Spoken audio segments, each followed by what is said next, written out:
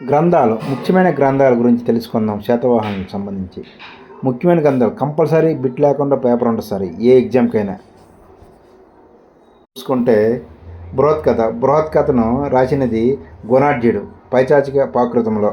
కథలో 7000 శ్లోకాలతో 7 కథలను వివరించాడు. ఇందులో బృహత్కథలో పంచతంత్రం వంటి నీతి కథలు కూడా ఉన్నాయి. బృహత్కథ ఆధారంగా రచించబడిన 3 గ్రంథాలు చూసుకుంటే బృహత్కథ మంజరిని రచించాడు క్షేమేంద్రుడు. అలాగే కథా సరిత్సాగరంను సోమదేవసూరి రచించాడు. అలాగే బుద్ధ కథా శ్లోక సంగ్రహంను బుద్ధస్వామి రచించాడు. ఈ 3 గ్రంథాలు బృహత్కథ ఆధారంగా రచించబడినవి. నెక్స్ట్ కథా సరిత్సాగరం గురించి సోమదేవసూరి రచించాడు సంస్కృతంలో. నెక్స్ట్ గాథా సప్తశతి అయితే హాలుడు రచించాడు మహారాష్ట్ర ప్రాకృతంలో. గాథా సప్తశతికి రచనకు తోడ్పడిన స్త్రీలు అయితే అనులక్ష్మి, అనుపమలబ్ధ, రేవ, మాధవి. రేవ, మాధవి. గాథా సప్తశతిలో తెలుగు పదాలైతే అత్త, అమ్మి, అందం, అద్దం, పొట్ట, పాడి. గౌరీ, ఇంద్రాది, గణేష దేవతల గురించి ప్రస్తావన ఉన్నది గాథా సప్తశతిలో. గౌరీ, ఇంద్రాది, గణేష దేవతల గురించి. అలాగే గాథా సప్తశతి శివుని ప్రార్థనతో ప్రారంభమవుతుంది. ఇందులో పంచదార బెల్లం ప్రస్తావన కలదు. గాథా సప్తశతి అనే గ్రంథంలో పంచదార బెల్లం ప్రస్తావన.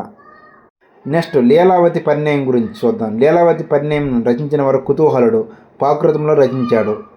కామసూత్రాలు వాత్స్యాయనుడు రచించాడు సంస్కృతంలో. ఈయన కుంతల శాతకర్ణి కాలంలో ఉన్నాడు. వాత్స్యాయనుడు కుంతల శాతకర్ణి యొక్క ఆస్థాన కవి ఈయన. నెక్స్ట్ సృహుల్లేఖ నాగార్జున రచించాడు సంస్కృతంలో. సృహుల్లేఖ గ్రంథం ప్రకారము ఆచార్య నాగార్జునుడు యజ్ఞశ్రీ శాతకర్ణికి సమకాలికుడు. కాతంత్ర వ్యాకరణం రచించినది శర్వవర్మ సంస్కృతంలో. ఈ గ్రంథం అనేది కాతంత్ర వ్యాకరణం అనే గ్రంథం కుంతల శాతకర్ణి కాలంలో రచించబడినది. ఇది సంస్కృత భాషను అభ్యసించడానికి ఉపయోగపడే వ్యాకరణ గ్రంథం. అర్చరిత్ర బాణుడు రచించాడు సంస్కృతంలో. యజ్ఞశ్రీ శాతకర్ణిని త్రిసముద్రీశ్వరుడని పేర్కొన్నది. మరికొన్ని రచనలు చూసుకుంటే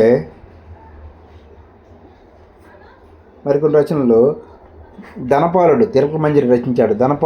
ధనపాలుడు తిలకమంజరి అనే గ్రంథాన్ని రచించాడు. అలాగే వరహమిహిరుడు బృహత్ సంహిత, బృహజ్జాతక అనే గ్రంథాలను రచించాడు. అలాగే హరిసేనుడు బృహత్కథ కోశ అనే గ్రంథాన్ని రచించాడు.